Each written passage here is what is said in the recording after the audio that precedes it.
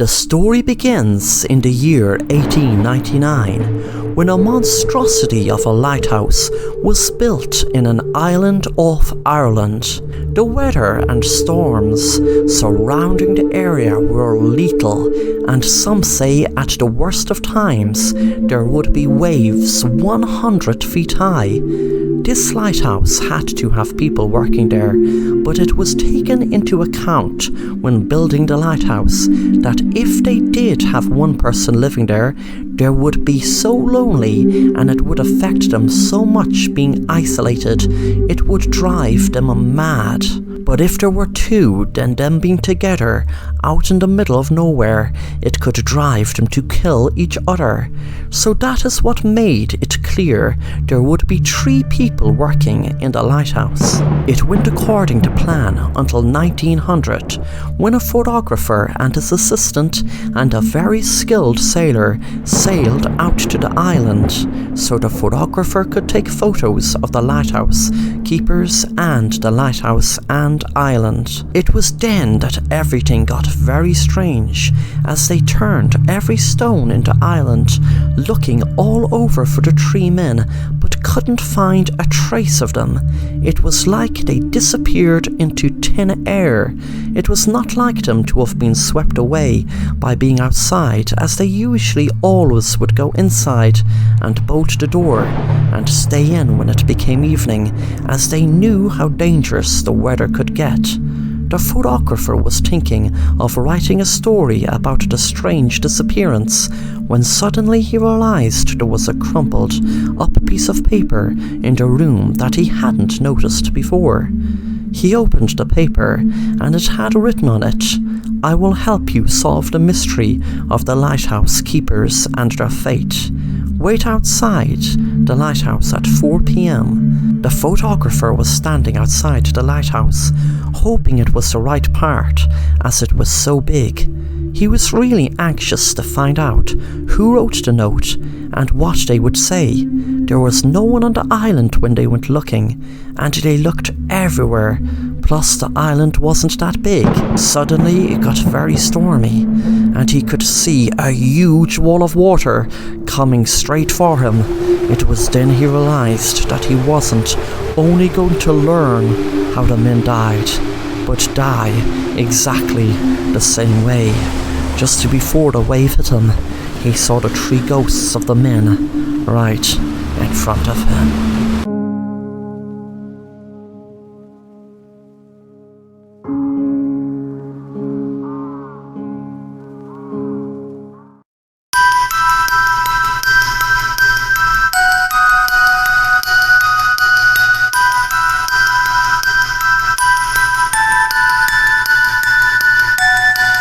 Hello, my name is Martin. It was a sunny day in June. Me and my friends were visiting a local park where there was a very big house and a beautiful garden. The house was open up for visitors to look around, and there was a shop and even a restaurant. I am a huge fan of mazes, but was never in one in real life. I just did them in books and comics or wherever I came across one. The main reason I wanted to visit this park house was because I knew there was a maze there. When me and my friends arrived at the maze, I was so excited, but I felt that excitement drain away when my friends said they weren't going in because they heard a story that one time a boy our age went in there and was never seen again. I told them that it was just a silly urban legend that wasn't true, but they were adamant they weren't going in. I could see the fear in their eyes, and I couldn't understand why. I told them, okay, if you want to spoil the party, that's okay, but I'm going in and enjoying the maze. Besides, if anyone was going missing in there, don't you think we would have heard of a lot more people going missing? I walked in and was amazed at how high the ditches were. I could feel the excitement overcome me. I felt that my friends were missing out so much, but suddenly, after a half an hour walking around there, I felt for the first time a pang of fear, and a few minutes after that, I wish I hadn't gone in. I shouted out loud to my friends, but all I could hear was the echo of my voice fill the air. I suddenly got the weirdest feeling someone was watching me. I panicked, thinking it was the boy who vanished, who my friends were telling me about. I walked around and around and around. I had enough of the maze now. I wanted to get to the exit to get out of it. Suddenly, I heard some shouting, and to my relief, I realized it was my friend Sarah. When I got out of the maze, I acted like I wasn't afraid and said, "That maze is so cool. I was walking around for hours, it seemed like, and I genuinely couldn't find my way out. They must have designed this maze so well." That night I was in my room, but that was when the weirdest thing had happened. I walked out of my room, and when I walked into, which should have been my hall, I was in my room again. I suddenly saw a door in another direction, and once again when I entered it, I was in my room. This kept happening over and over and over. I could not make any sense of it, because I could look back and see my room, and turn around and look in the door and see my room again. I was panicking, thinking of the maze, knowing what was happening to me in there is happening to me right now in my own bedroom. Suddenly I fell over something when I was going through the door. It was a book. I picked it up, and the title read, "The Maze." I opened it up and read the first page, and a shiver ran up my spine. The publishing date was 2020, and the year at the time was 2010. I looked at the writer's name, and it was my best friend Sarah. Then I read, 10 years ago, my friend entered a maze that me and my friend warned him about, and he never was seen again. We had warned him of exactly the same thing happening another boy years ago, who we cannot find out who it is. I stopped reading, then jumped when I heard a voice behind me. I turned around. My dad was staring right in front of me and said, "Son, don't be afraid. That maze gave you a secret magic that will make up for any friends you may never have seen again. You will understand as time goes on. I know, trust me, I was that other boy that went missing."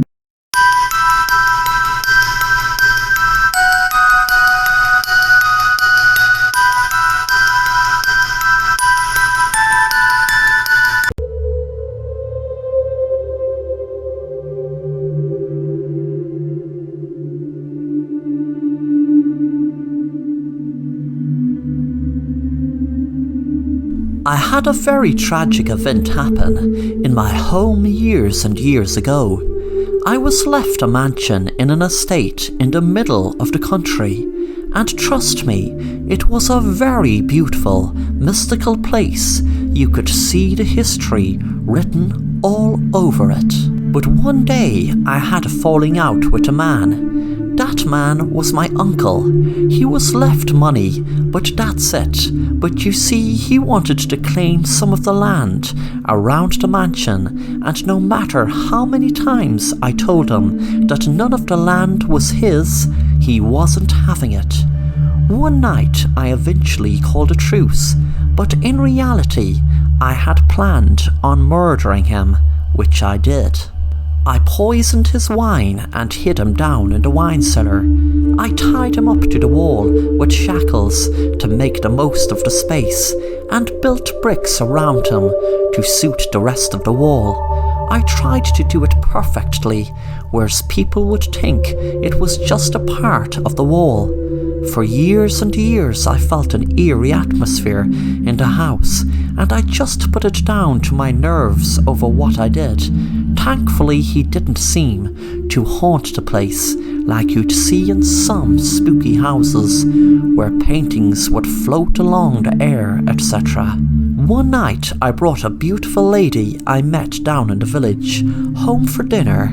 We were enjoying the dinner, but she didn't really like the wine I chose. I asked her to choose one below in the cellar, proud of my collection of wines over the years. I must have collected hundreds of bottles of wine. The girl went down to the cellar and was in awe with all the different wines I had on display. I was standing back wondering what she would choose. Suddenly I noticed something strange when she handed me a bottle that stood to hairs on the back of my neck. It was the same brand of wine I used to poison my uncle. It wasn't the same bottle, of course, but the exact same brand. She gave me a smile and there was something in her eyes. Had she known that my uncle had been poisoned by me using this brand? Was she just playing a sick game with me before calling the police? Was she the police?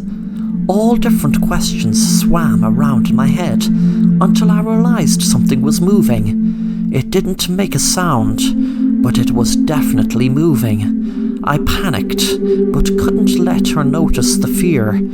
She'd turn around if she noticed. I had fear over what was happening before me, behind her. What I was seeing with my own eyes, but what I could not make any sense of. What I saw was a brick move, and my uncle's huge eye stared out at me.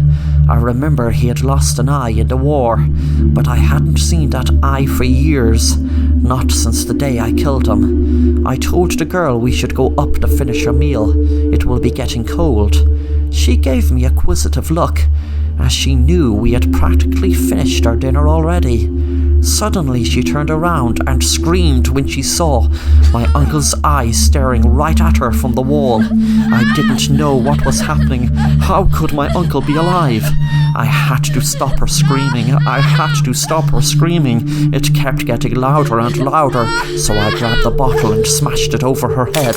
As she fell to the ground, my uncle burst through the wall and looked at me sadistically and said, "That girl could have chosen any bottle out of your huge collection, but will I tell you why she chose that one? Because I summoned her, here to take her soul, to bring me back to life."